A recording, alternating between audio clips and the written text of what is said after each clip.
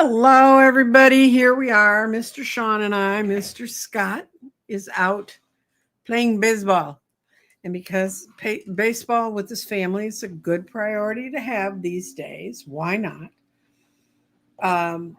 We're he and I will probably be on later today. Watch your notices. I'll send out the notice.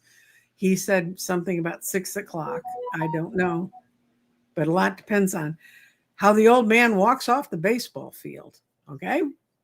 Hello, Sean. Hello.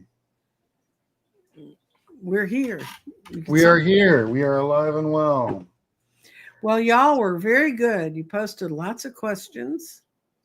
And Puka Bear had a great night. She came up with a bunch. What Sean and I we're going to go through your questions pretty quickly. And then Sean has found an incredibly interesting article from the ADL, right? Mm-hmm. Okay.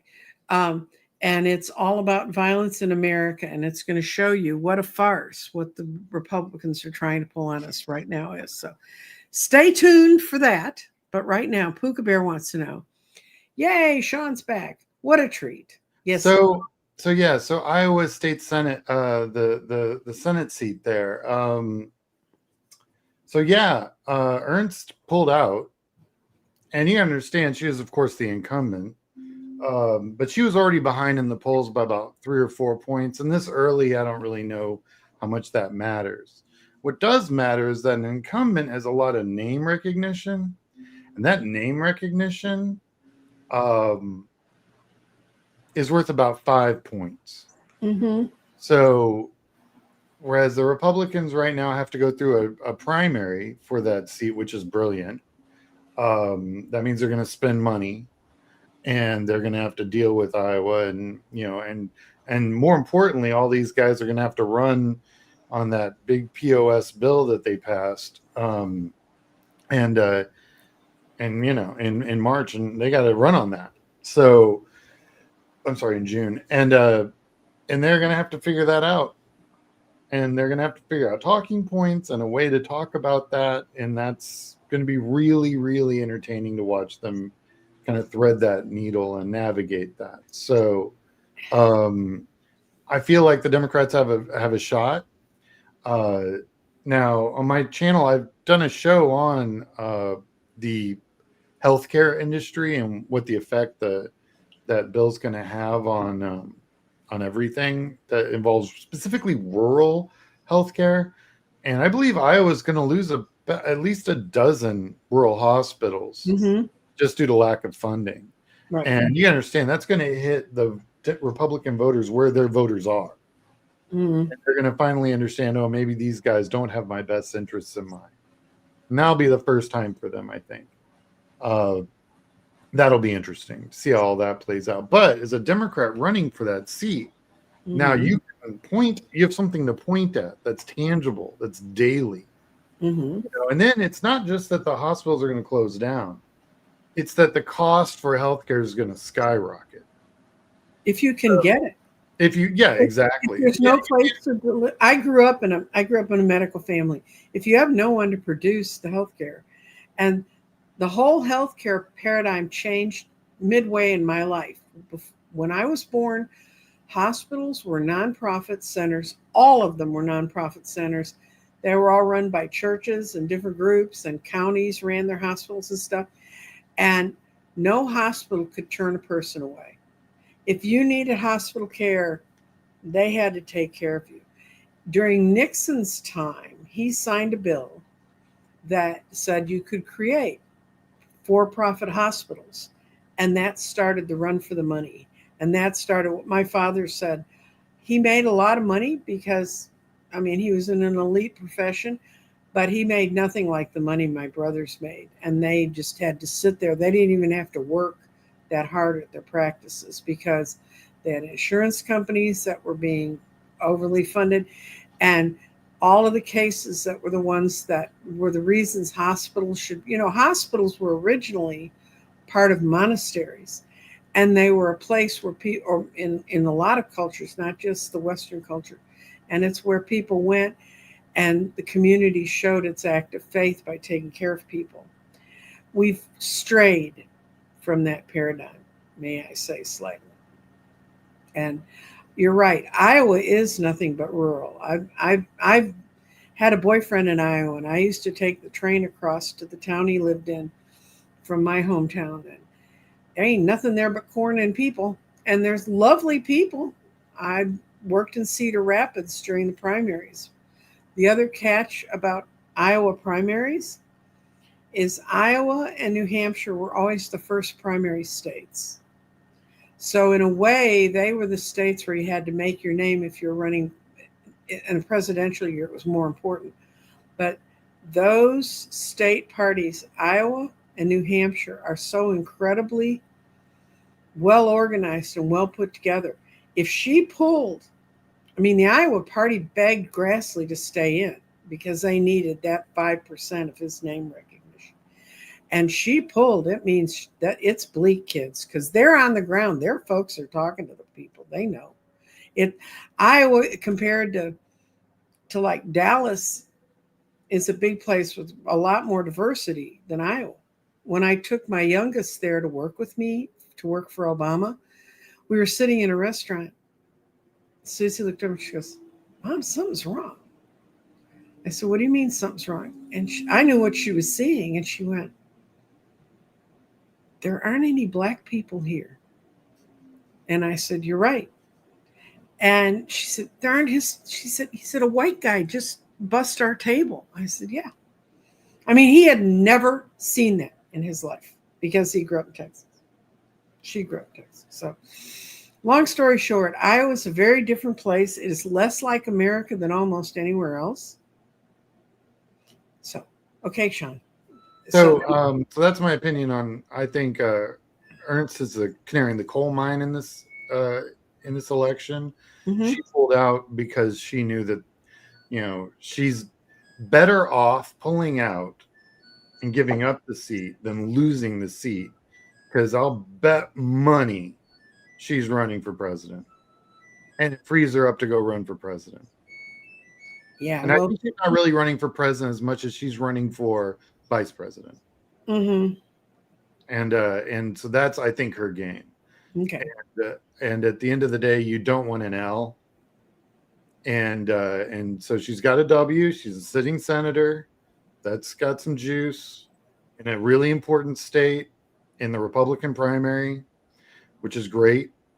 It means that she'll have all of her contacts and all of her network.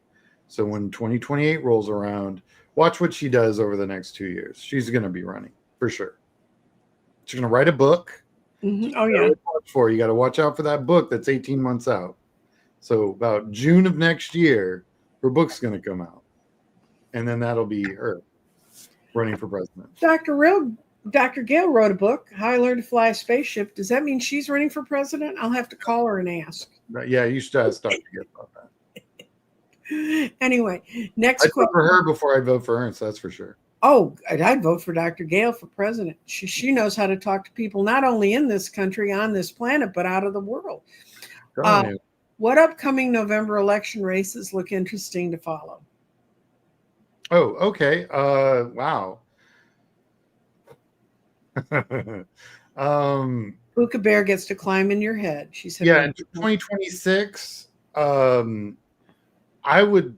find, and I haven't had a chance to look at the maps in Texas as closely as they need. Well, for one thing, they're not okay. So, full disclosure, we don't know what the maps in California are going to look like. We kind of know what the maps in Texas look like because they're voted on and done, but we haven't seen the GIS mapped data yet. And GIS is a geographic information data set where it allows us to look at the maps and really see what they've done. But they really did a job. So, like, if you were a plus 12, you're now plus 12R. You're now plus 18R. They didn't think that 12 points was enough, and I agree that it wasn't going to be. I think anything that's under R10 is in play this cycle. I don't know if you could hold on to it during a presidential election, but in an off-presidential cycle, I believe that you're going to have normal off-presidential turnout minus about 4% from Republicans, and you're going to have presidential level turnout because we've already seen it among Dems. Yeah. When I was working in the Supreme Court race in Wisconsin earlier this year, they broke a record for a governor cycle race, and it was a Supreme Court, and that's like not even a thing. No, like Supreme Court race. They normally they call that race at like midnight. They called it at 8:30 in the evening. That's how much the vote had gone through, and that's how much early voting counts. That's what I want to get rid of. Everybody.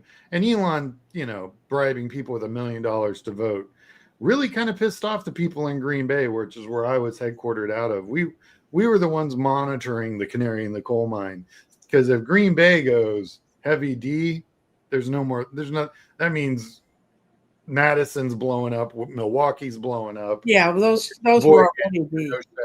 All these little towns start blowing up because Green Bay is kind of working class. They're a weird thing where industrial and agriculture meet and transportation meet. So you get a real spectrum of the population, working class population. And it's not just one area, like where you go to rural Texas, it's either going to be energy or agriculture. In Green Bay, it's all of it.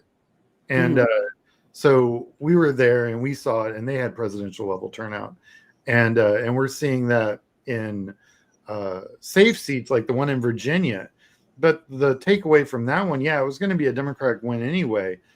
But it wasn't going to be a Democratic win plus 27. No. Democrats don't win at those levels. So, that was like a D plus 4, and now it's a D plus 27. That's the nightmare the Republicans are looking at right now. Right. That's why they don't want to have a government shutdown. It's because they know they're going to be blamed because, they control everything.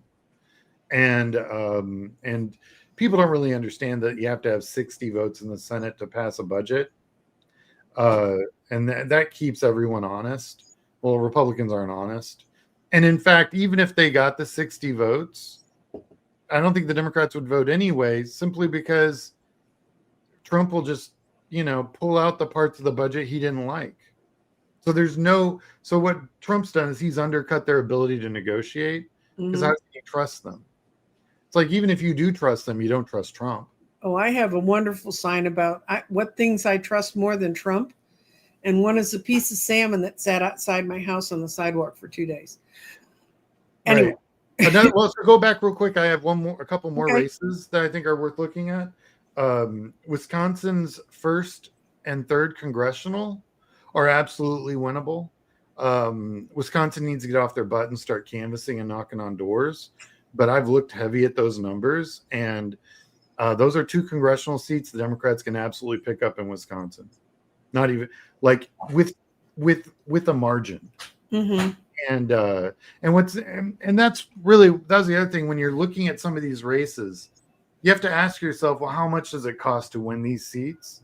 Like, for example, I could spend the amount of money it takes to win like a congressional or 2 in Texas, or I could win 81 state house seats in the South, or maybe half a dozen congressional seats in the North Midwest, because certain areas are just more expensive to run than others. So when we talk about which seats to look at, it's not even just that, it's which seats should we pay for? Like, am I willing to win 1 congressional seat in Texas, or 4 congressional seats in Pennsylvania, Michigan, and Wisconsin? That's the problem with Texas. That's the problem with Texas. It's okay. We got it. Expensive. Anyway, so the 1st and 3rd in Wisconsin, definitely worth looking at.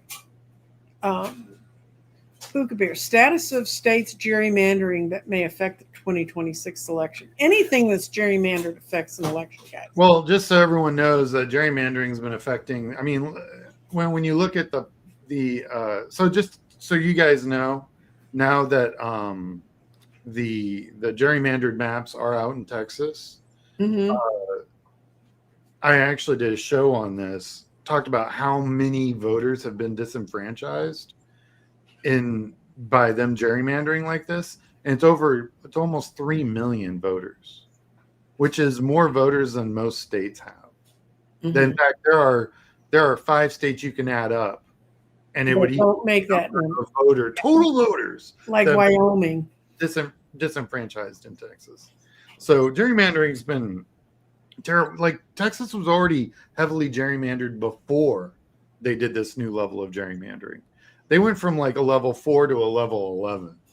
Mm-hmm. And but I think they're going to have some surprises in those because they're not counting what's happened north of me, which used to be the reddest of the red state, person for person, in the entire country. That was like the most Republican area up in Collin County.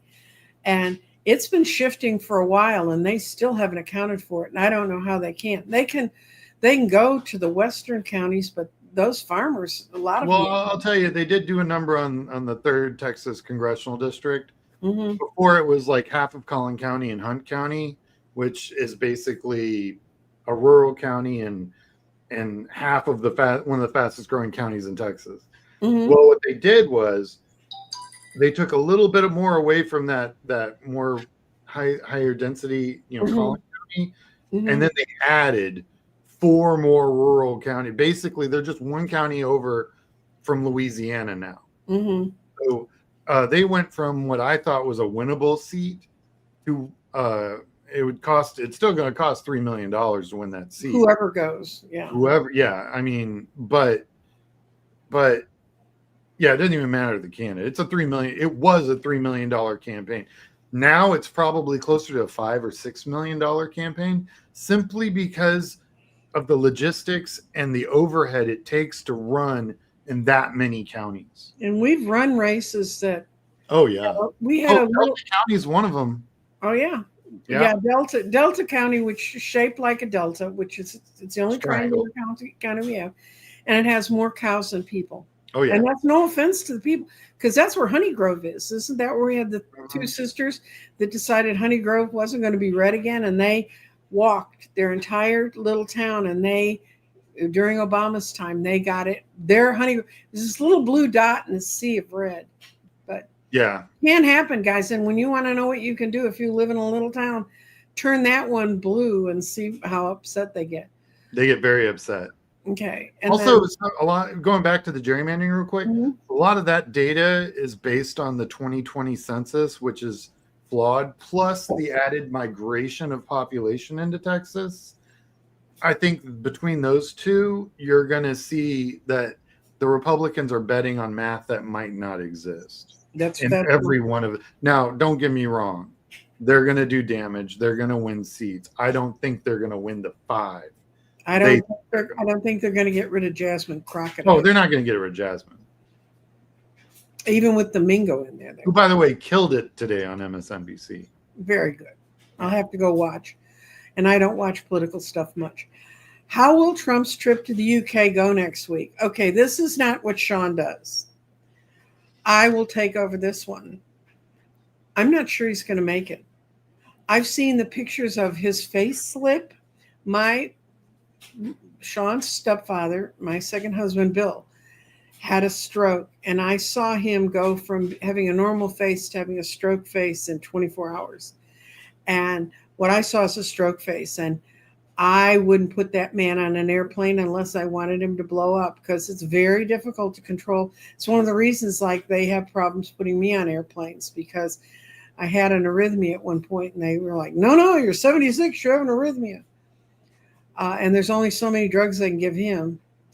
So it's kind of like, which corpse is going to talk to the other corpse? But also, I just don't think the population in Britain is going to be very... Oh, they don't. Ian, are you in the chat? Can you tell us how much the people in Great Britain, because Ian lives in Great Britain. Very good. Yeah, no, I don't. I just feel like, with Brexit and everything, the appetite for that kind of MAGA nonsense is waning, to put it lightly. Well, and Boris Johnson announced yesterday he wants Britain to send ground troops into Ukraine. Mm-hmm. Boris, if you don't know, is the guy who looks like he's never met a comb in his life. Yeah, that guy. And he's also named Boris because his family were so close to Russians. And he was a prime minister at one time. He's a jerk. Okay.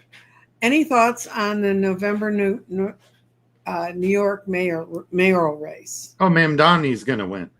Mm-hmm. Yeah, he addressed issues that people care about: housing, food, childcare. That's it. That's all you got to do. It's not that complicated. And I mean, I would add utilities onto that because that's when we're seeing popping up. And the whole affordable housing structure had gotten changed. He wants to change it back. Yeah.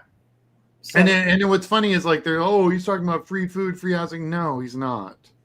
He's talking about affordable. And let me tell you guys, what's affordable in New York wouldn't even fly in most other cities, and they would call that affordable. So it's not like this is free stuff. This is still $3,000 for 800 square feet apartments. I mean, it's a month. This is not people getting free rides or anything. What it is that people just can't afford to live in New York. And you can't, if you don't have people in a city, you don't have a city. And if you have people having to commute. So my girlfriend worked in DC and she lived in Baltimore. So she used to commute like 4 hours on a train every day until she moved back to Texas and said, I'm going to quit or I can work remote. And they're like, please work remote. So now that's what she does. So she went from having to commute 4 hours one way every day to not even commuting at all. So good for her. But now we're going to fault. We had another person who got on early.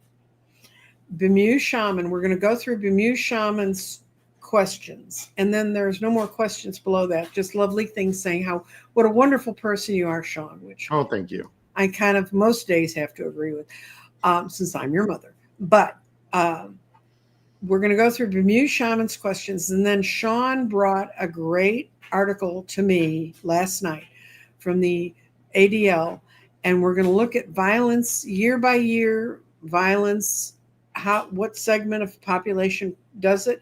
So you can see what a complete and utter sham, what the Republicans are saying about violence in America, because, well, we know it's them, but this makes it more than clear. And it gives you some ammunition. For those of you who say, but what do I say to my friend? Well, first of all, if they're real Trumpers, you don't have to talk to them because you're just yelling into a hollow shell as far as I'm concerned. But if you really want to have some things to think about and say, I know I'm correct. I know our energy is moving in the right direction. That's coming up. But we're going to do Bemused Shaman's questions first. And will Patel lose his FBI job over the Kirk murder? No, he will not.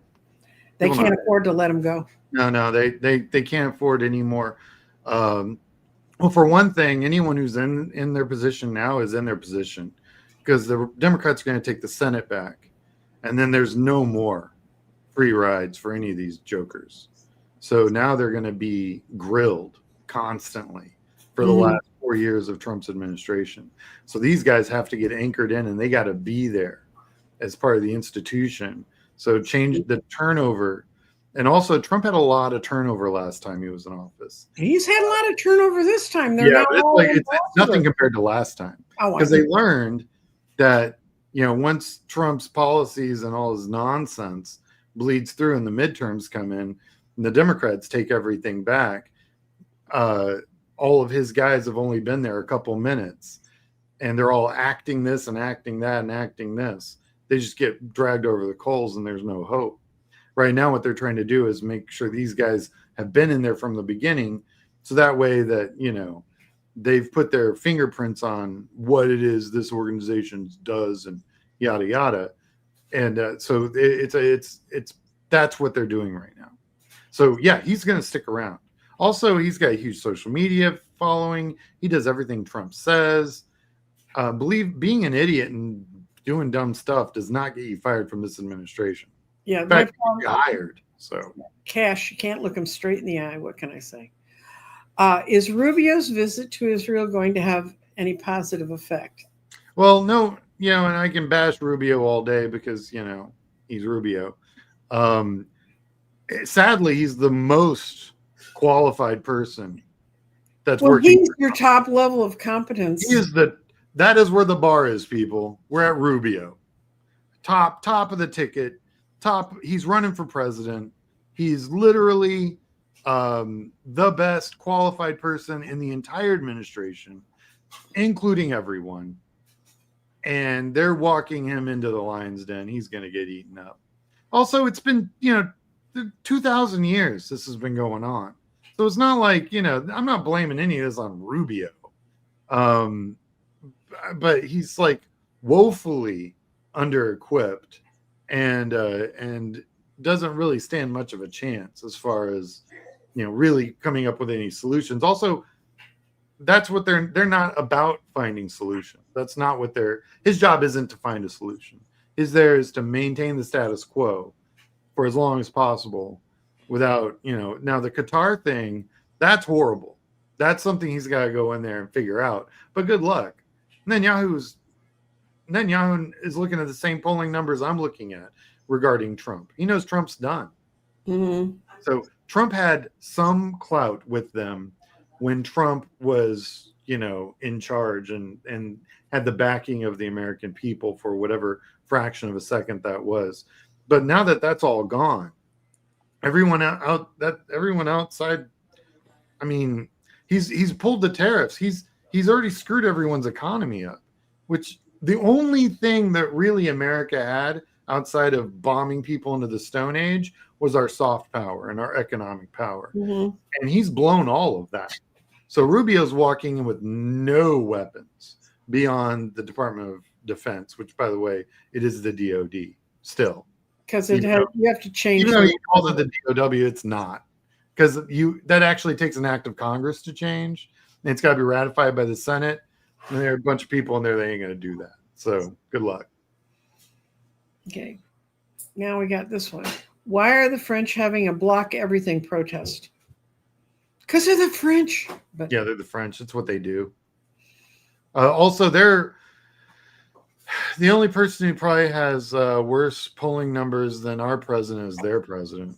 So their prime minister is like underwater 20 points. The only thing he's polling good on is his reaction to Ukraine. Mm-hmm.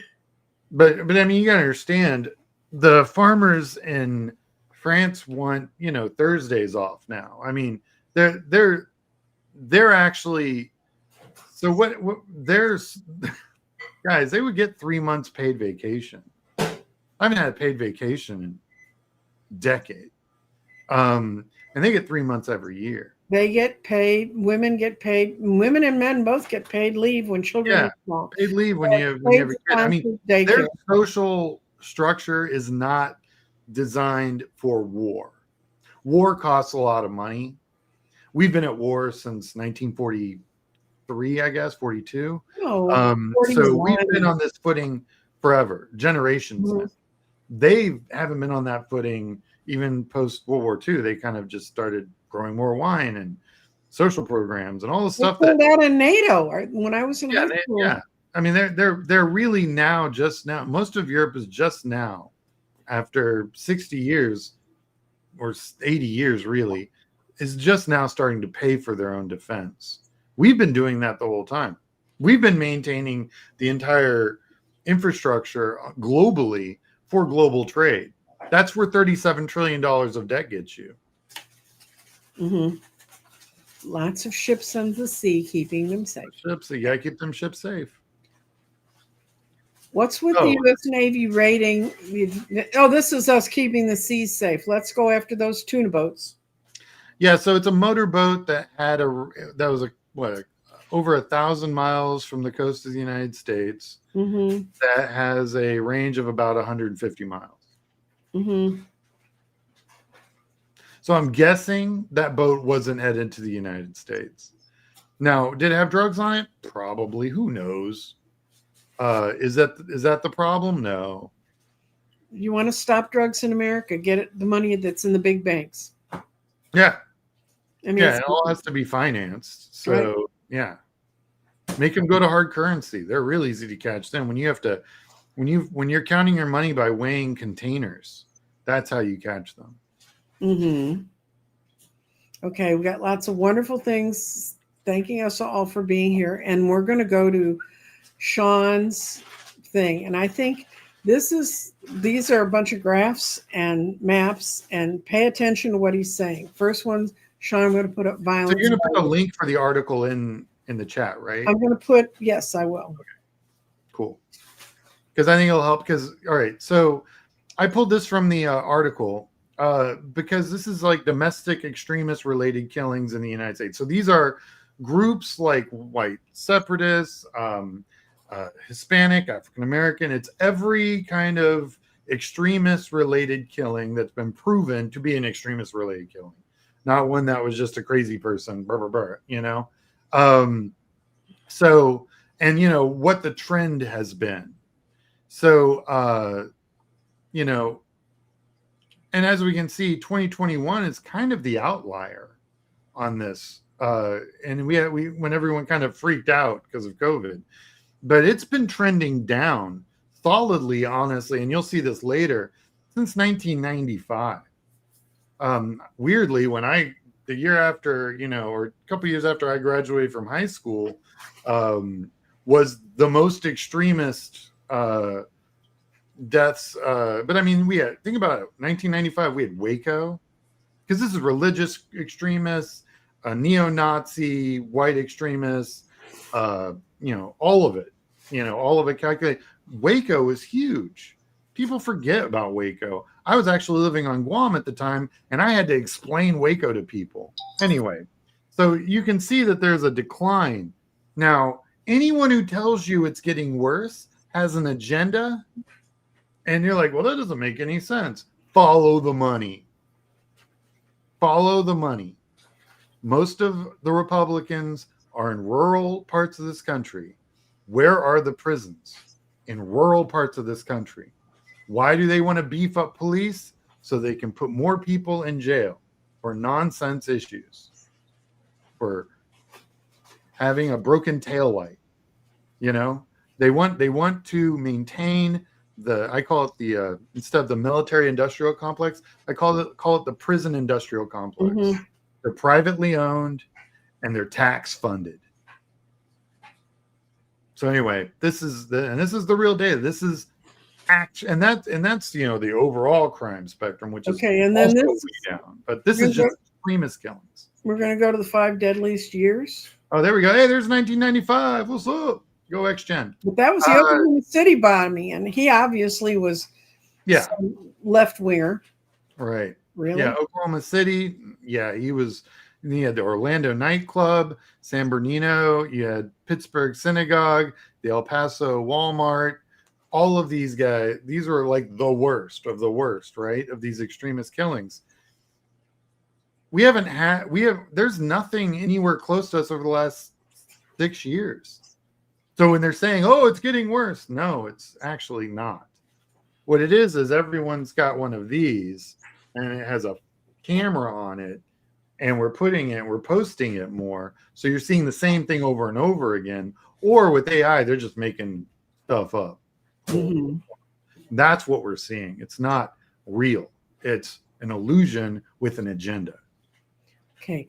And then I'm going to add, this is domestic extremist related killings in the U.S. by perpetrator affiliation. This is 2024. In 2024. Yeah. This is the black is white supremacists. The yellow is anti-government extremists. And the other are sovereign citizens. Those guys, if you don't know about them. The police hate to pull those guys over. They don't have a driver's license. They don't belong to anything. And then the anti-government extremism. So you've got white supremacy at 62%. That was last year. Mm-hmm. So the Republicans need to understand the phone call is coming from inside the House. I mean, and I'm not saying all Republicans are racist, but I'm saying all racists are Republican. That's true. I would say. Okay, so we're going to remove that one. And we've got, okay, now the other graphs we have are firearms used, sovereign citizens, or percentage of extremists, percentage of violence. Let's do percentage of violence related Okay. Right-wing extremist-related killings in the U.S. Perpetrator affiliation. Yeah. Took me all So morning. what we're looking at is 3 out of 4 killings are white supremacy. You've got anti-government extremists make up the other, another 16. And then you've got the rounding errors of toxic masculinity extremists and other right-wing extremism that round it out. But, and this is 2015 to 2024. So really it's about look at a decade. So when 3 out of 4 killings, hey, by the way, have we seen any Muslims yet on any of these lists? They're there. They're just so small they don't matter. When they talk about, oh, we gotta fight extremists in our country, they look like me. I know. It's always scary to be around you, dear. I know. Okay. Sovereign citizens. Do you want to explain who these clowns are? So sovereign citizens are they're law enforcement deaths. These are guys that are like, you don't have the right to pull me over. This is my land, not yours. They're not really on an ideological spectrum as much as a mental health need. They're like my land, my law. Mm-hmm.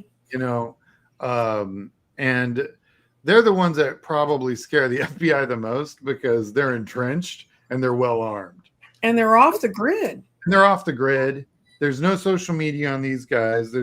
They generate their own power with solar panels and wind turbines, so they're kind of weird greenies. But they're super hardcore militarized gun-toting. They make their own ammunition. They 3D print their own guns. And they use satellite internet when they do have internet through private contract. I mean, these guys really are in their own little universe. And that's whenever you see the ATF camped out around a bunch of people for like a month, that's probably them. And they use and they're usually families, so there's children involved. This is just bad scene all around. The good news is we kind of plateaued last decade. This decade's been a lot less, which is good. Also, it tells you, a lot of that nonsense kind of is bleeding away. They age out. They age out literally. They're they age out. Yeah. Do you know when Capone got jailed, he was only 29? And I mean, he looks really old because he just had one of those really old looking places. But they're like gangsters. They age out. Yeah.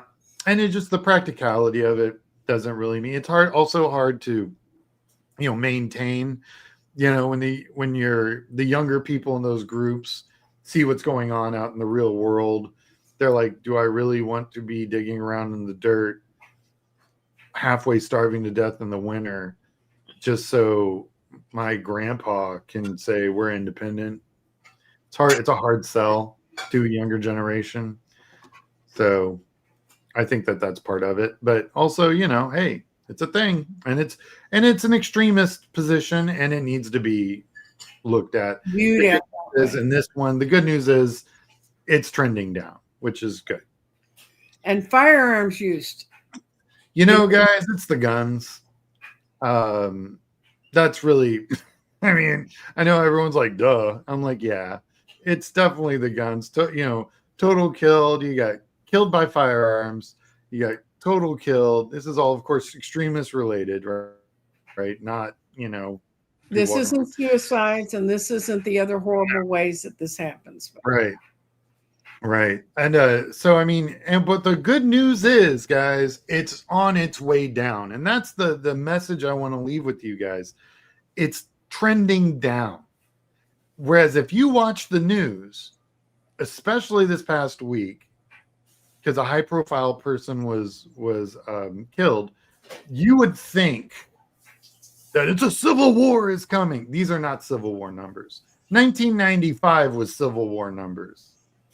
When the Gen X was in their 20s, if you want to do a civil war, that's when it was going to happen. We were raised on Red Dawn and Wolverines and all that jazz. We were ready, but now we're all in our 50s and we're just really not that ready anymore. Well, are your kids ready to go march off to war? I mean, they wouldn't be anyway, but no. Okay. My kids are ready to catch Pokemon.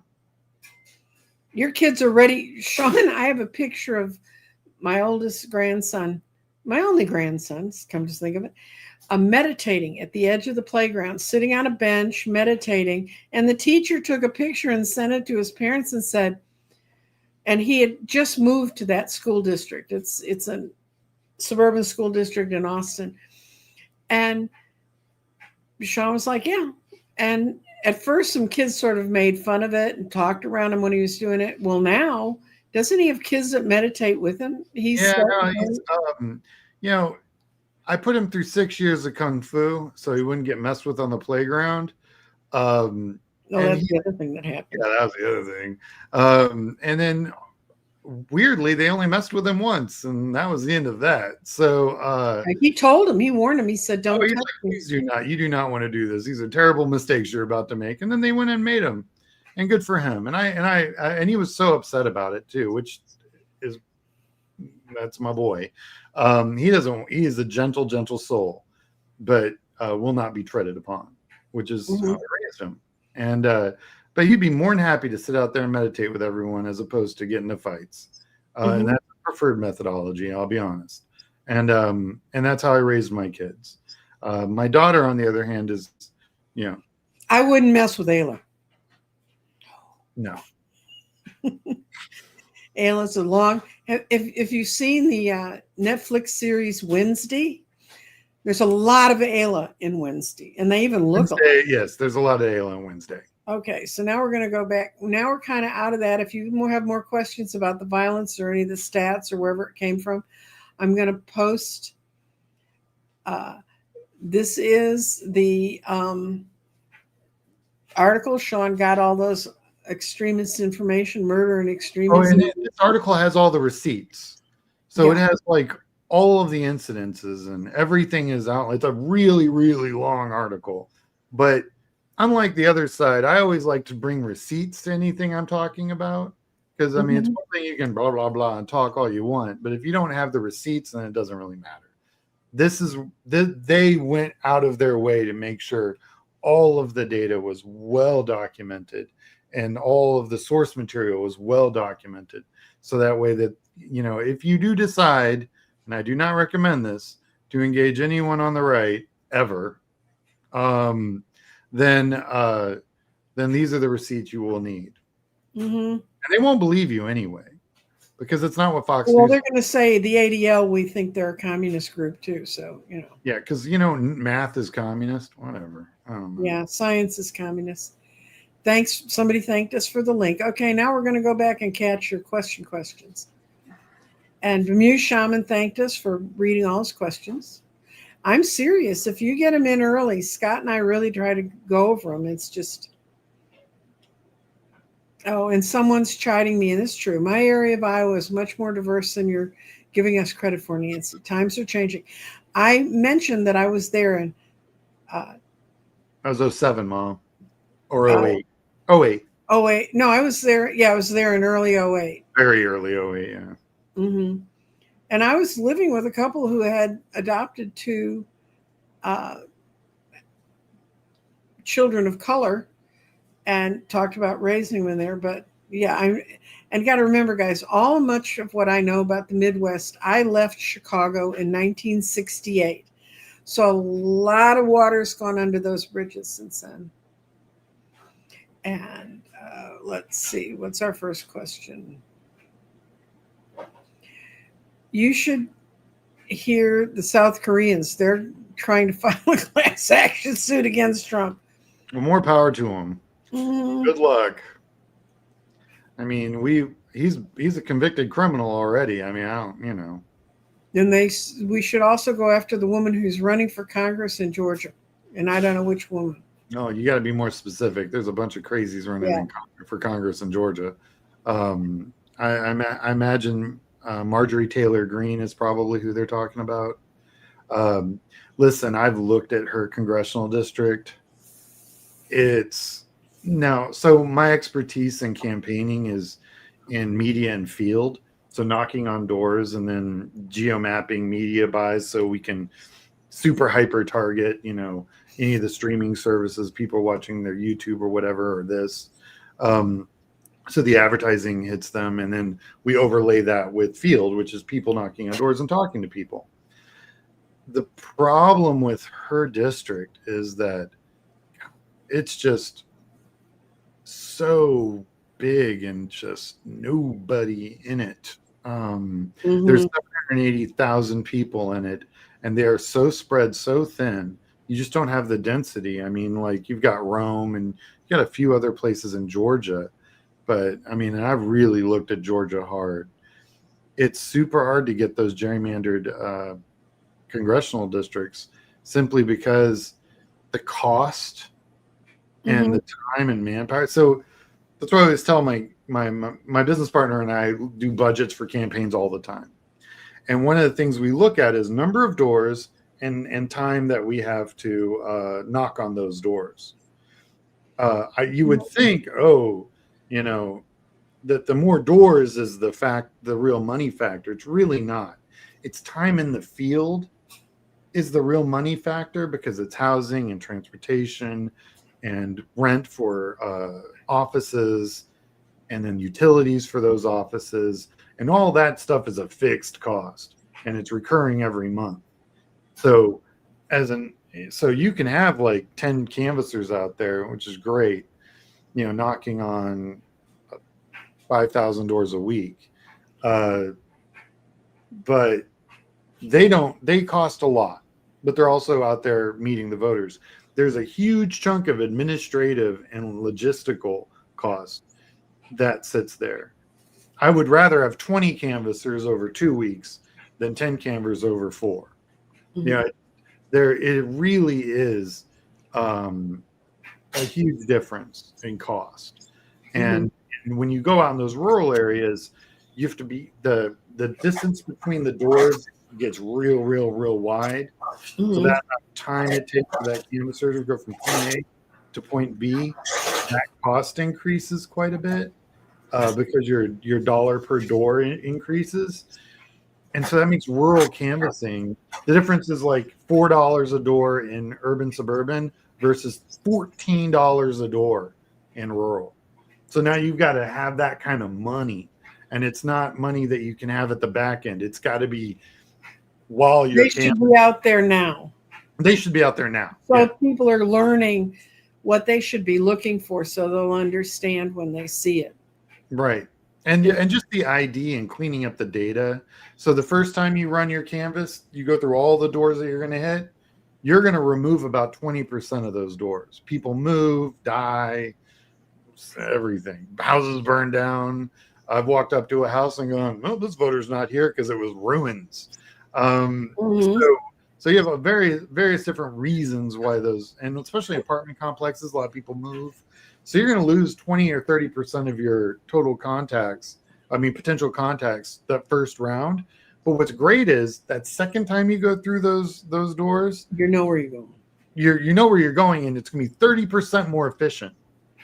So that first pass, that a lot of campaigns only get that one pass in. It's a huge mistake because that second pass is going to be a third the price of the first one. It's the money changes so quick on that second pass, and you're able to do more ID, find out disposition, what their biggest issues are, all that stuff. So when you talk about rural canvassing in like Georgia or really anywhere, the logistics of that just get very expensive. Okay, and this is another one. What does Sean see for Tory Branham, who is embroiled in the Hyundai backlash and is running for Georgia office? Well, it would have been better for us if it was closer to the election. This is right. Right. Well, I mean, I think that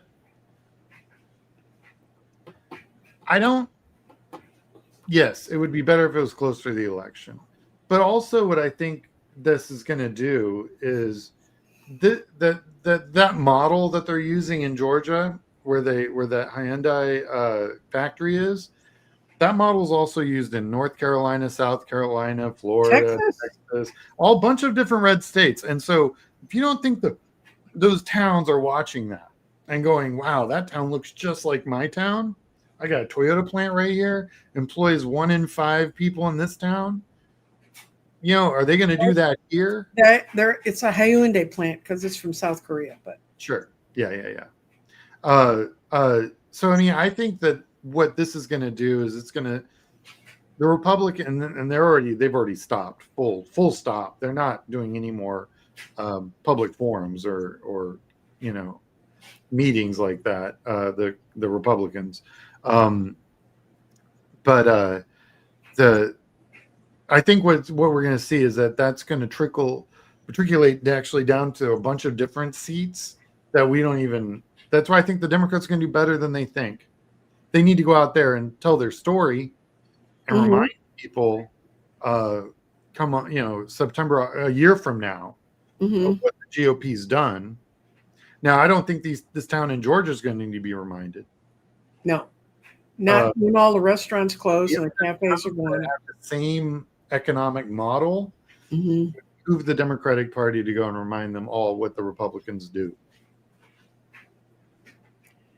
Will Republicans pass the nuclear option? They're doing it right now. The Senate already did it.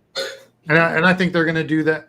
Listen, by filibustering all of Obama's Supreme Court justices and Harry Reid not taking the nuclear option is how we are in the mess we are in right now.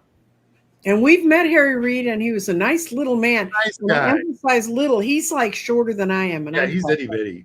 He's super. He like comes up to here. He's not itty bitty anymore. He's dead. Oh, but but Harry Reid really threw us all under the. We are dealing with what Harry Reid's done to us because they didn't do the nuclear. When Obama had more judicial nominees filibustered than all other presidents added together. That's all you needed to know. Now, yes, the Republicans are absolutely going to do the nuclear option. And which is what the Democrats should have done 15 years ago. Because to not do it isn't very democratic either. Right. I mean, democratic in the small d, as in how our government should be run. Yeah, no, Shaman thanks us for reading all his questions. I think since they said shaman, it could be a woman. But anyway. Okay. Will Charlie Kirk and Nick Fuentes' followers affect the outcome of the next election? They seem to be fighting with each other. Oh, yeah. Big bag of rats. Fight. We love this stuff. Okay. So, what we're all going to witness over the next 3 years is the birth of a third party. So, one way or the other, whether, he's taken, from this mortal coil or whatever, because of cheeseburgers, or he's just term limited and he's no longer able to run. The Republican Party is still a party, but there's a metastasized lump on it called MAGA. Now the Republicans cannot win without Trump on the ballot. We've seen that. That's what's happened. If people are allowed to vote and Trump's not on the ballot, Republicans lose big, huge, to quote the orange idiot. So I'm feeling like what we're going to see is that glump of MAGA is going to break off from the Republican Party. So you'll have a much smaller, reduced Republican Party and MAGA. So this bumping head thing is just going to continue. And then the Democrats are going to have to somehow govern when you've got children fighting in the front yard. I mean, it's really just going to be a heavy lift and a lot of hard work that Democrats are going to have to do. It is my hope that we see a new generation, a younger generation of Democrats move into power, because that's what it's going to take to be able to manage this nonsense. I mean, even if people don't, some older Dems don't like David Hogg. I think he's marvelous. I mean, he's got a point of view. Biden was what, 39 when he went in the Senate. He was young. I mean, my generation needs to get the hell out. Is what the average age of the founding fathers was 27. I know. What are we talking about here? We're talking about old farts that are connected to business people. Them boomers, man, they don't like to let go. They Well, like their power. They've been in charge of everything since the 60s, and they are just not super interested in letting anything. On both sides, and they're both equally brain dead as far as I'm concerned in some cases. But it really is big bag of rats, fight, because that's what they do. Okay. I don't think they know they're racist. People are praising the Utah governor for the most racist thing when he was praying for the other. Yeah, they've all had to do a giant 180 since it's now a good Mormon boy who shot him. They call him a good Mormon boy.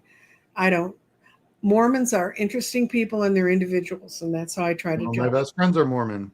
I know. Down to the fancy underwear, from what I understand. Where can they get copies of the graph? Go to the article. You just click on the graph. It pops right up. You can just screen grab it or whatever. It's right there. Yeah. All those graphs are in that report and in that article. And yeah, you go down and the reason I think I wanted to make sure we posted the article is so that you can see all the front and back end for each one of those graphs. So you have a better understanding of what they're talking about. But yeah, no, every single graph I have there is in that article. I literally pulled it right out. Okay. And then this one is, thank you, Sean, for positive things showing that it's all trending down, which is, you don't see that. I can guarantee you, when I worked in media in the early 70s, if it bleeds, it leads. I mean, and I worked for an NPR station. Oh yeah, you talk about any local news, they're all like, if there's a fire, we're putting it on the screen because everyone likes a good fire. If you don't believe that, look at traffic. Whenever there's a car on the side of the road on fire, everybody slows down to watch. Anytime there's a huge accident, everyone slows down to watch, and it gets eyeballs. And that's the agenda of media: eyeballs, clicks, and all that jazz. But when you want to say, hey, you know what? It's not that big of a problem. Well, all right. That's not as exciting. So for all of you who are really enjoying this information, share it to people you know, people with our mindset, because my big push this time is we need to look for the glimmers, the bright spots, the hope, and tie to the hope. And the more glimmers we tie together, the happier things get. Because if we tie to the triggers, which is all the stuff they put out there to catch our attention, we're going to just keep blowing ourselves up. So please share, like, but mostly if you could share or make comments, not just in the chat today, but afterwards, if you watch this, we have a lot of people who watch this later on Sunday. Write a comment, all those things. YouTube's really clamping down on that part of their algorithm. Sean won't talk to you about YouTube. That's another thing. I'm on YouTube at CLSB Politics. YouTube won't monetize me because I don't spew nonsense. Because you're not Midas Touch. Right. Thank you for being here, Sean. Your expertise and information is much needed. Thank you, Jen. I know Jen. Oh, that's nice. And Tori Branham, since we didn't mention it, she's the one who called ICE on that Hyundai plan. Ah, got it. Yeah. Well, I feel like, man, that's such a complicated issue. I think that, you need expertise in setting up technical manufacturing. So it made sense that Hyundai is going to bring in their people to do that. Now, the problem is, and corporate America should take note, that I'm sure those subsidiaries and groups that were operating inside that factory that had hired that personnel that didn't have the proper paperwork was trying to get the proper paperwork. But since, they defunded everything, you can't get any work visas or anything like that. Never mind, it's, for a company that's building a manufacturing facility, it's going to bring jobs to the United States. So this is really all that big government that everyone's talking about. Oh, we hate it. Nah, man, it's kind of useful because it's hard to do all of the things that need to be done, and you need people to do them. And if you don't think that's going to come to, wait till we have hurricanes. Wait till FEMA is needed, and it's already needed. We got people waiting in Texas from those floods. They haven't been helped at all. Nothing. They're still calling FEMA and getting a busy signal because you actually have to have people to do doing that. the work to help those people. And since they defunded FEMA, good luck. Florida is going to get a hurricane, go right across it. Crickets. Mary Lynn Young is happy to see Sean here. So am I. Although I'd like him to be in Houston where he's supposed to be working. But yeah, there's a special election over there I'm supposed to be working. Might actually be in California too here very shortly, or Wisconsin. I don't know. We got a lot of folks in all There's a lot of stuff going down right now. Yeah. For the U.S. Senate election in Maine, does Dem Graham Plantner have a chance? I think so. Oh, I think Maine is finally over it. I think they are also now very concerned, and that they're going to finally become a blue state properly. They realize that that voting for a Republican in their Senate seat has been a huge mistake that they've made every 6 years for the last 20 plus years. I mean, I think they finally figured it out. And I think the Democratic Party finally figured out how to run against the Republicans up there. So, yes, to answer your question, I think it's one of the seats we're going to pick up. I think, honestly, there's a lot of people saying it's going to be a 50-50 Senate when all this washes out. If you look at the polling, I think it's going to be 52-48. Honestly, I think that's where we're going to end up, which will be great.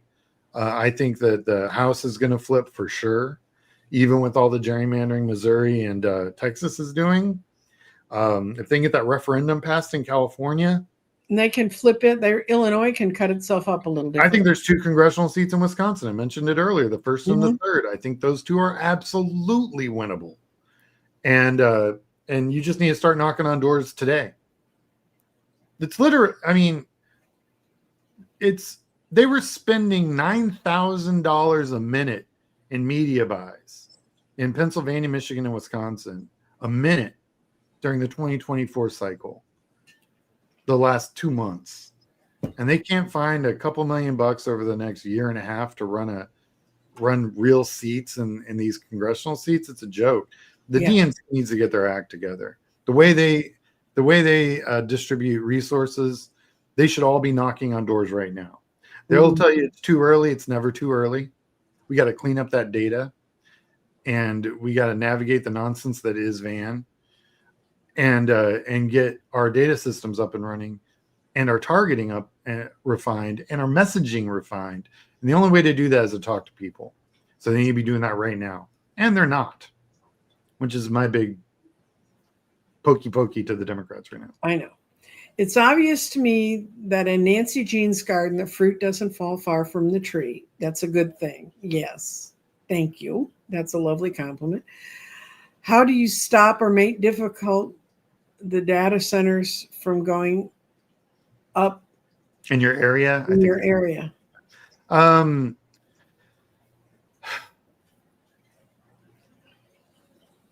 Problem with data centers is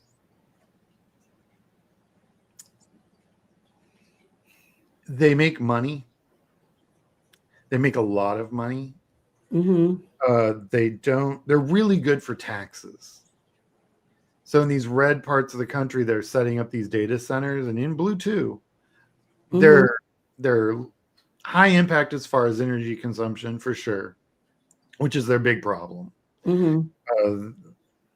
They take a ton of energy, a ton of power. It means your power bills will go up, right? The tax money's too good. You gotta make it. That's where the problem is. They don't actually even create that many jobs. because it's just servers, so you need some maintenance guys. That's about it. It's not like it's manufacturing or anything where you have to take little fingers and moving a thing from point A to point B. There's none of that. It's all electrons. Mm-hmm. So I think it's hard. You need to go after it on the tax level, make it less appetizing for a municipality, and then I think it'll become too expensive for that municipality to draw in that kind of industry. That's my feeling. I mean, that's the only way I see doing it, because there's just too much upside. Well, someone thinks we live in a psychotic culture. I agree with that. Well, if anything, this show proves it's becoming less psychotic. Yeah, I mean, we're expressing it less with the wrong kinds of implements. Right. It's not as extremist psychotic, I guess. And it's for people to understand, what am I really looking at? I always look at any information given me and I'm go, where the hell did that come from? Right.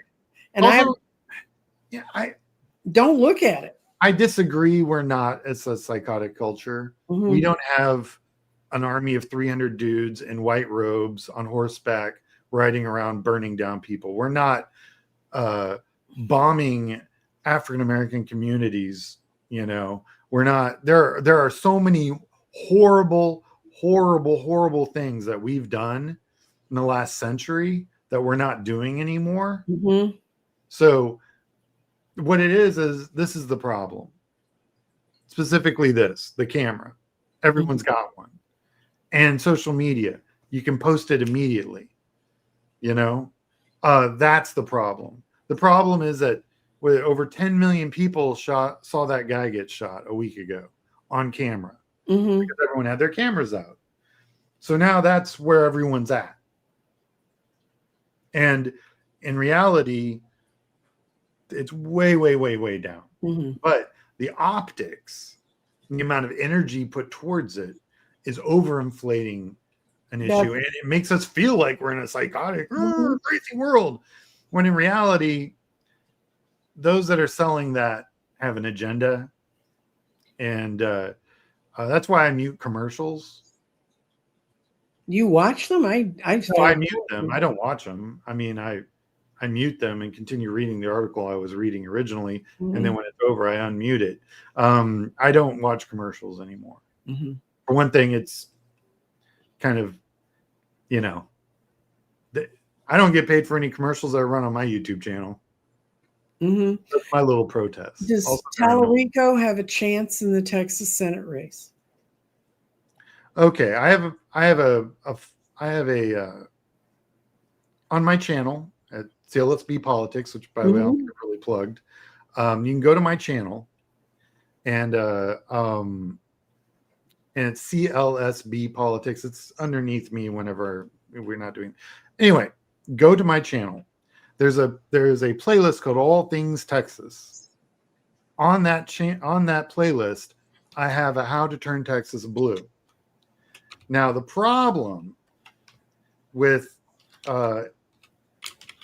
Tallarico, it's not Tallarico.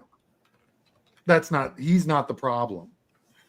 The problem is that you have to operate a campaign in 19 counties in Texas, mm-hmm. which is more than any other state. I mean, to win Florida, it's only 8. California is maybe 10. We're 19. Some of those counties are over 1,000 miles away from each other. The logistics and the amount of money it takes. You got to knock on 4 million doors. So real quick, let's do some math. This is how I always try to keep it all real, right? So there's 365 days in a year, right? So if we divide 4 million by 365, you have to knock on almost 11,000 doors a day statewide. Mm-hmm. You need 4 million doors to be knocked to turn this state blue. Now, what's 4 million times, we'll just say $5? It's $20 million. That's just your field program. You haven't even paid for 5 of the 10 most expensive media markets in the country yet. So when I talk about so Harris County, which is where Houston's at, has 2.4 million registered voters. Most states don't have that many registered voters. The cost to run in Texas, the same amount of money you could spend in Texas. Thank you very much. Appreciate that. You could win almost every other state. Same money. So what do you want? A Senate seat here in Texas or 6 Senate seats outside Texas? Same money. And that's the argument. That's the problem. It's not the candidate that's the problem. It's the logistics of running a race in Texas. It's 19 counties. Most races, like Beto, he went to all 282 counties that make up Texas. Mm-hmm. He went to all 282. I'm like, way to go, Beto. And I know I've met Beto. He's a nice guy. I met him back in 2012. Nice guy. He went to all 282 counties. I think that's how many counties are in Texas. Mm-hmm. Every place there's a Whataburger. Every place is Whataburger and Dairy Queen. Who cares? 19 of those counties make up 80% of the population of the state. Okay. But it's Collin, Denton, Dallas, Tarrant. That's DFW. You've got Harris and the surrounding counties around that. So 2.4 million registered voters in Harris. The surrounding 4 counties are another 500,000 each. So there's 4.4 million, and you really haven't left to Houston yet.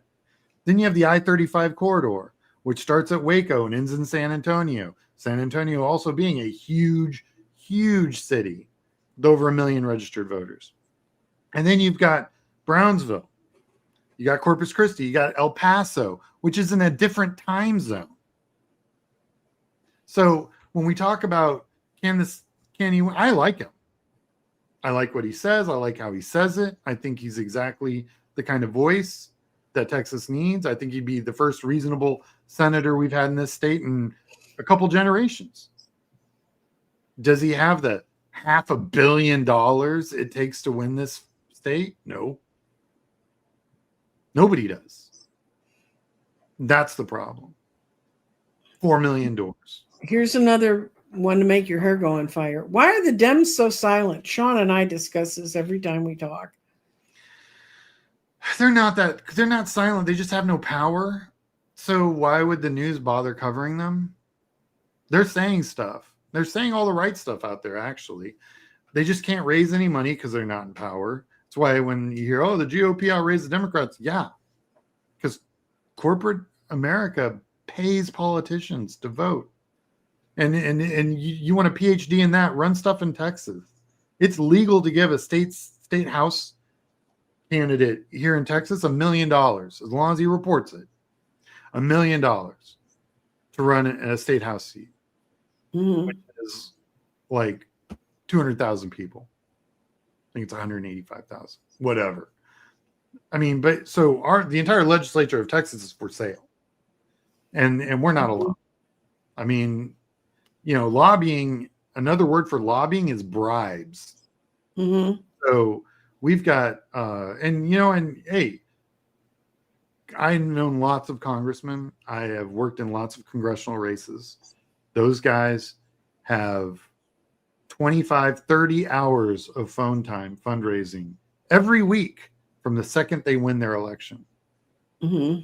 They have the money. The money has to be gotten out, and it has to be permanently gotten out, like McCain Feingold started to do.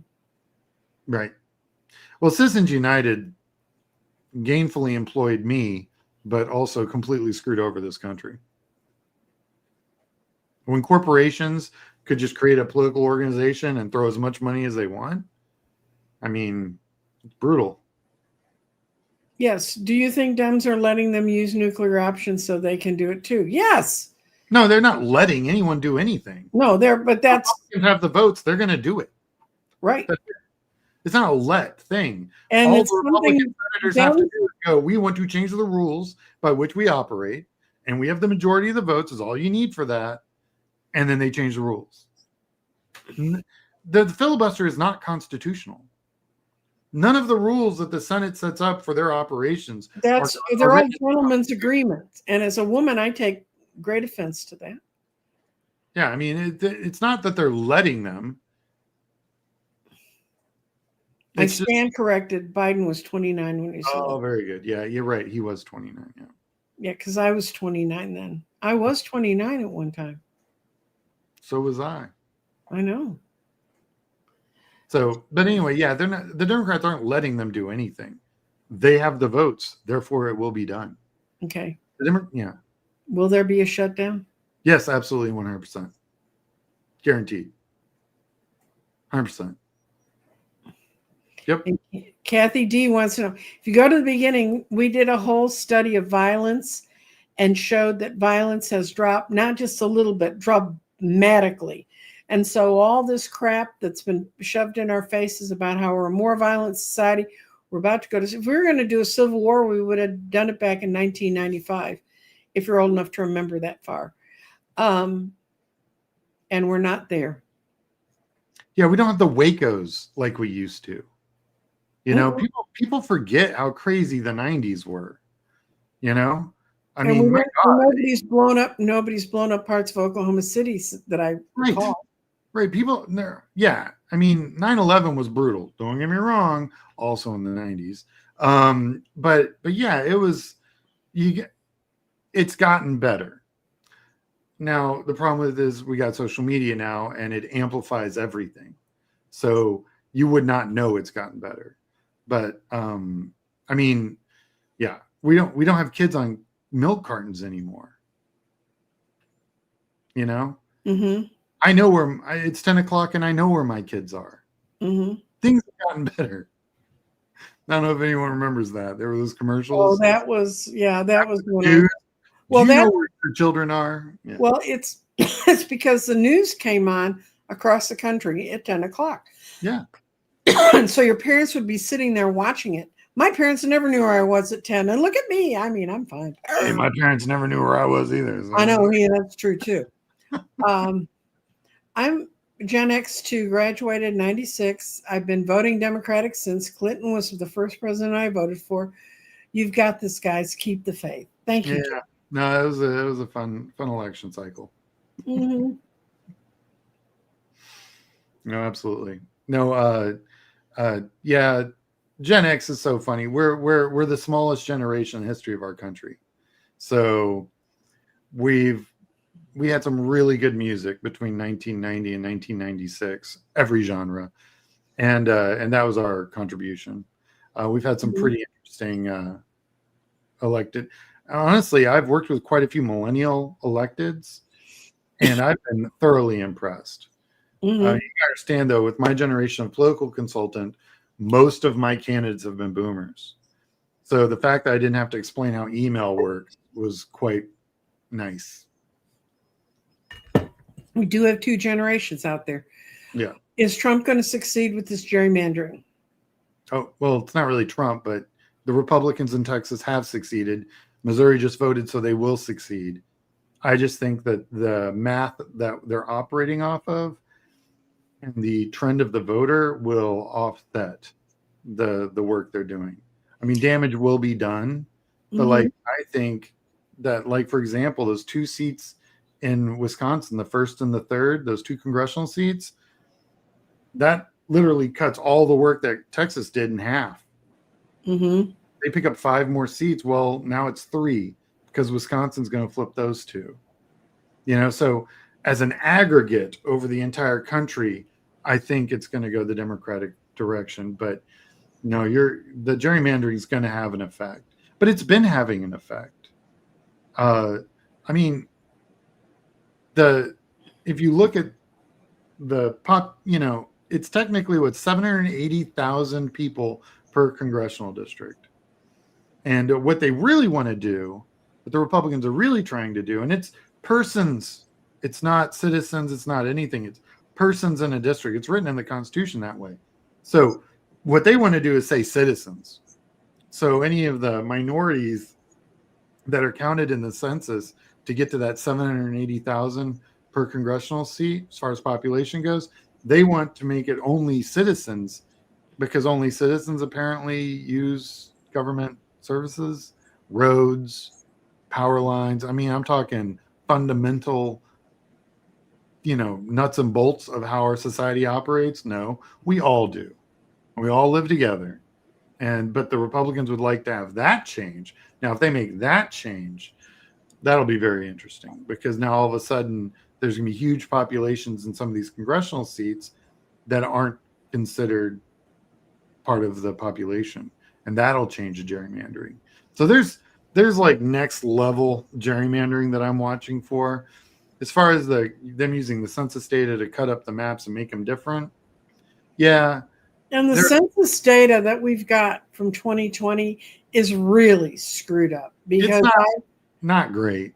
I worked in the census in prior years. I didn't work in it in 2020, but I had a friend who did, and she ran one of the most successful canvassing things in Texas, but she ran right into COVID.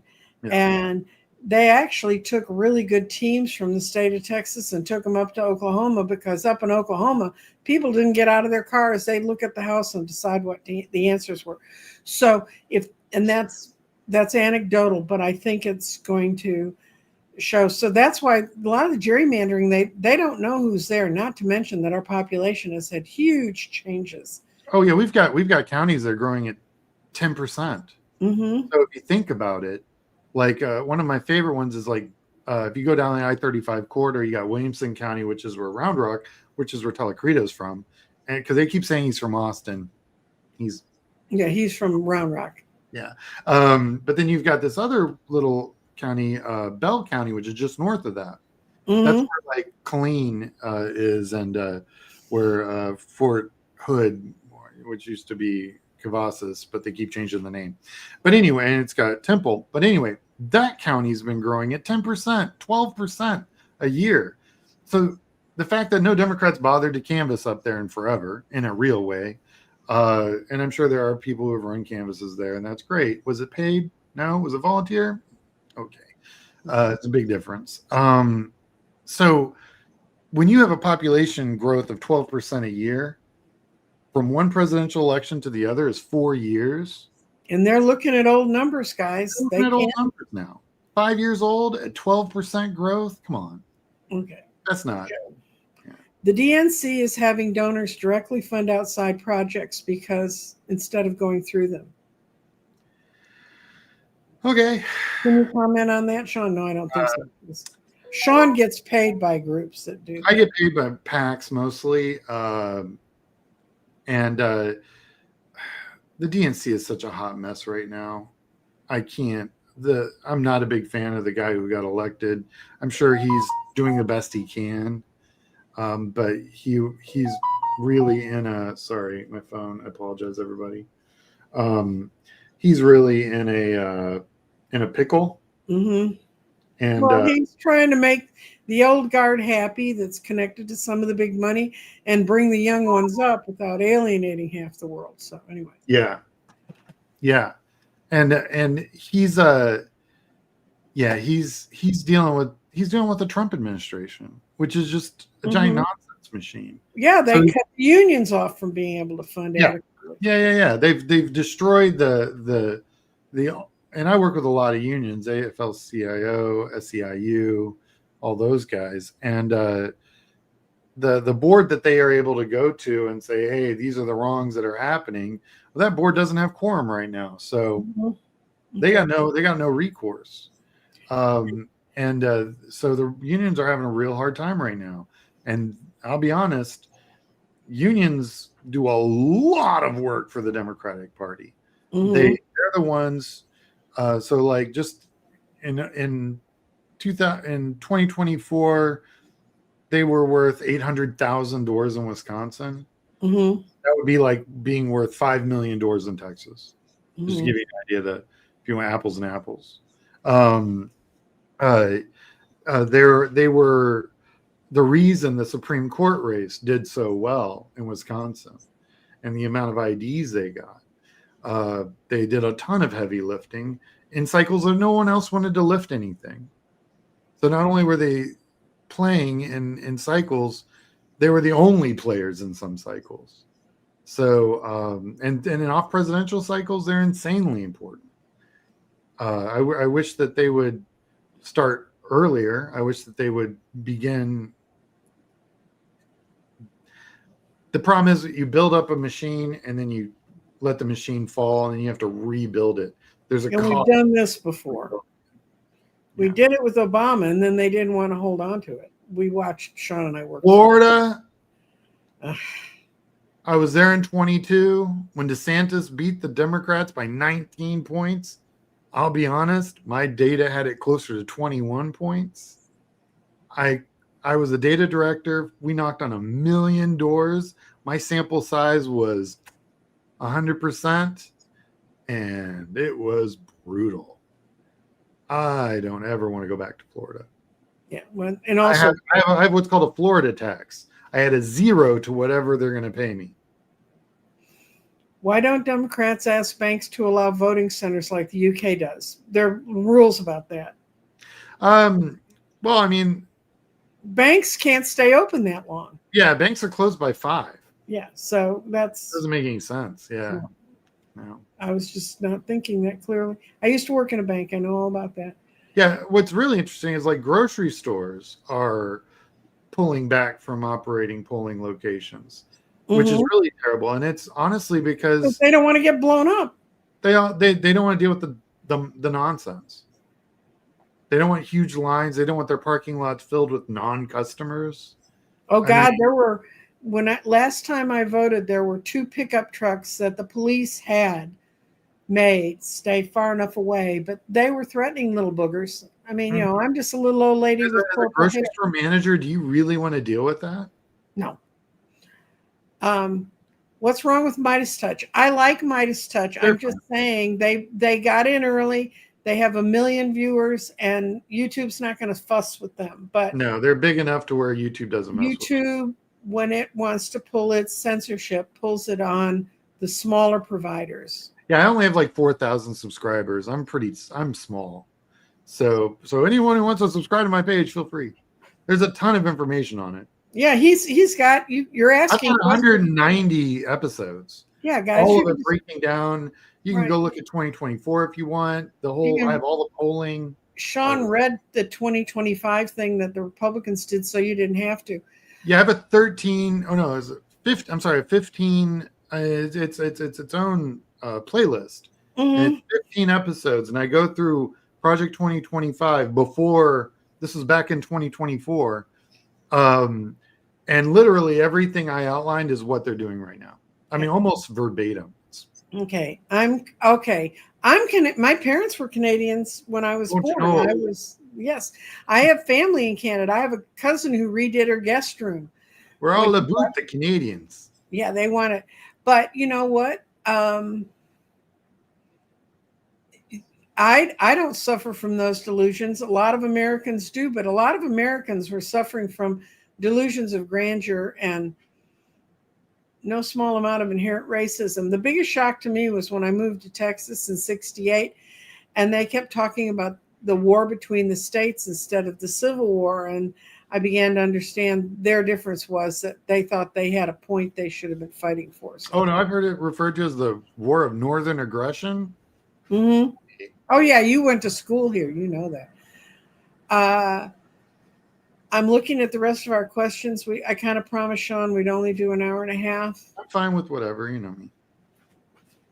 And Musk's big whatever plant that is, it's leading to water shortages in that area. That's just being in Texas, guys. Yeah, it's Texas, period. You understand, people, like, there is only one natural lake in Texas, and we share it with Louisiana. All the lakes you see in Texas are all man-made. And Dallas was really smart. Nancy can speak to this. Dallas got the water rights and bankrolled all of the dams to build out all the lakes around in Northeast Texas. So they own all that water. And they're lakes, and they're big lakes. And some cities said, oh, we're not going to join with you.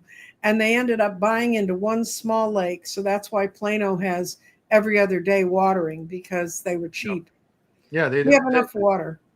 Well, I mean, Collin County and Denton County haven't paid for You know, when we were talking about healthcare earlier, they owe billions of dollars to the county hospital in Dallas. Collin and Denton, yes, they both do. Mm-hmm. Tarrant has its own county hospital, and they get ripped off by all the counties around them too. They do as well. And because billions of dollars are owed to Dallas County taxpayers by Collin County and Denton County. One of the wealthiest counties in the country is Collin County, and they owe billions of dollars. That's how you become wealthy. Cut down your overhead. Healthcare is an overhead, so you want to cut down on that overhead, and you can pocket the rest of that money, and that's how Collin County did it. Okay. Tro asked backwards, it's not getting worse every single week. We showed that actually over a period of years, the violence has gotten much less. That's what this whole show is really about. So go back to the beginning and watch us. And let's see, NASA's, now they're trying to defund NASA. Yeah, that's a travesty. Hey, just so you know, they've been doing that since, Nixon had to choose between the Saturn V and the shuttle, and he chose the shuttle, and that's put us in low Earth orbit for 35 years. You can blame Nixon. Yeah, somebody's war in Vietnam. Okay, well, that's because. And that's this whole crap about there being oil outside Venezuela. I lost friends to a war that was their line. Yeah, I did too.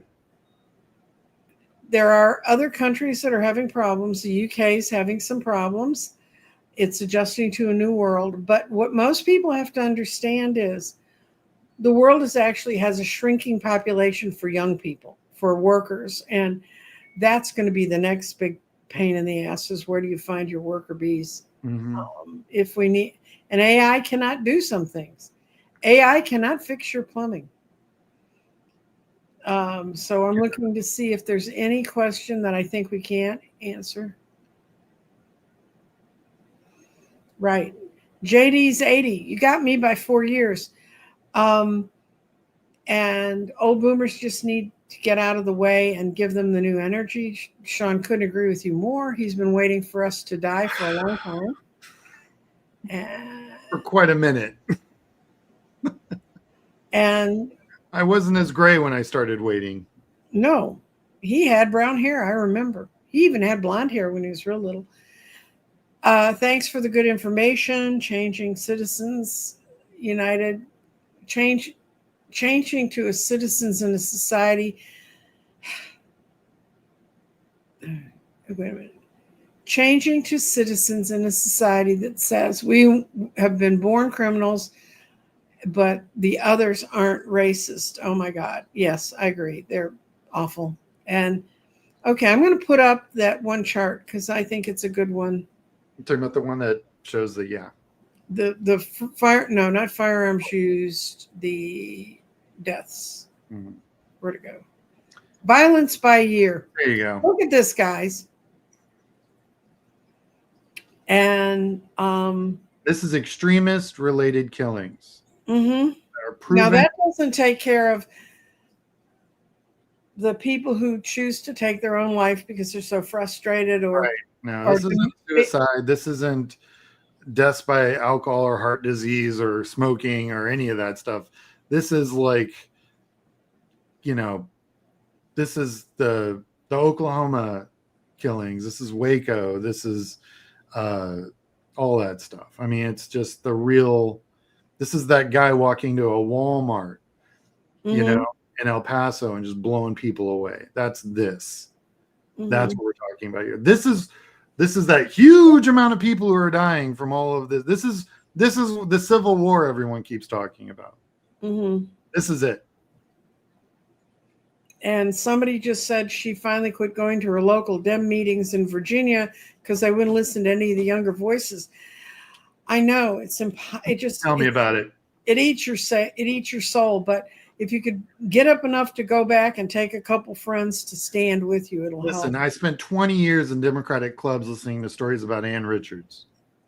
Mm-hmm. 20 years. Mm-hmm. Ann Richards was a one-term governor who won because her opponent said, rape's okay. Mm-hmm. And she got beat by Bush. Well, He also built more prisons in this country, in this state, than most other governors combined. So I really don't feel like, that's just my opinion. She was a nice lady. mm-hmm. She But was.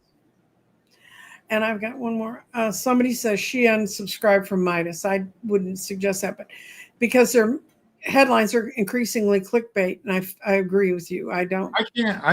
if you go to my channel, you notice I don't yell. I don't do a lot of. I'm told by YouTube I need to do more clickbait. Mm-hmm. But I don't. I don't yell. I try not to preach. I do have a couple of soapbox issues.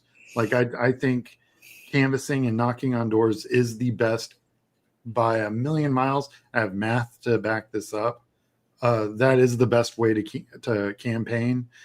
Dropping mail is a joke. Phones are dead. Email's a black hole. It's really, we're down to knocking on doors. So that's, if you ever hear me rant, that's probably what I'm ranting about. Because I'm a campaign guy. I do issues, and I talk issues, of course, but I'm more like, hey, this is what works. And in fact, I have a whole a playlist. If you're thinking about running for office, I've got some really good advice. So that's kind of where my channel is. There's a person who I know, Jean, who's put the question in 3 times because she really wants to talk about it. But there's nothing we can talk about. We can't go in and inspect the machines for proper voting.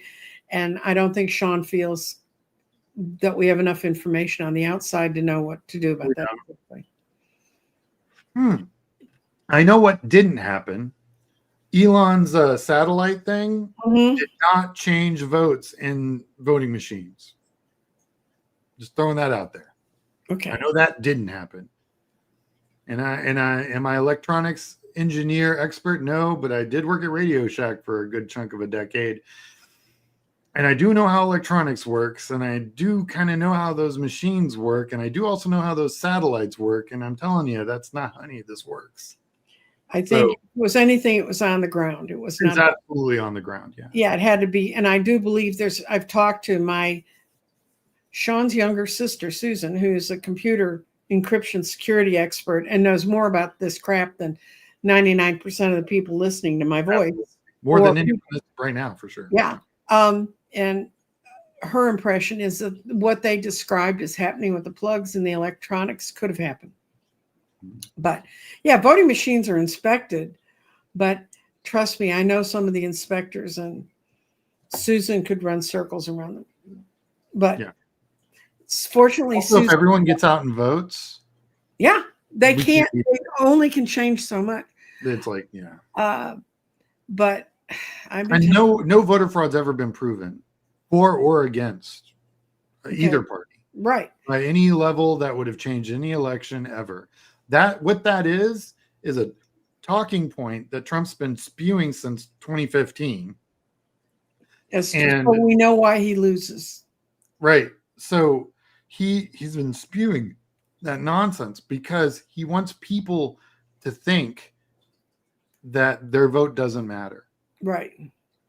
So if you buy into that, then and you spread any of that without any real math behind it and real evidence, and the evidence I've seen is not real. And I do this for a living. I'm telling you, it's not real. It's there. That's designed to break your confidence in the electoral process and the voting process. And that's their win. That's how they change the vote. Clarence, glad you're back. You're coming back at a good time. It's time when people need to be getting ginned up about what next. Thank you, Cece, for your $5 contribution. Yes, every little penny counts. Otherwise, I have to go out and work at tables again, and I'm not sure I'm up to that. Voter fraud is a myth. What is not a myth is gerrymandering, because gerrymandering is voter fraud at the root. And there's voter disenfranchisement, and there's voter intimidation. All those things are real. Mm-hmm. But fraud, man, the math is just not on the side of that. And election integrity is a cause we can all get behind, even if you don't know who the candidate is near you. Make sure that you stay on top of who's running what as far as that goes. Well, it's time for us to go. We've gone 9 minutes past what I promised Sean I'd keep him here for. I just want to thank everyone. Those are great questions. Yes. And Scott and I will be back on, I think, tonight. Thank you, Gene.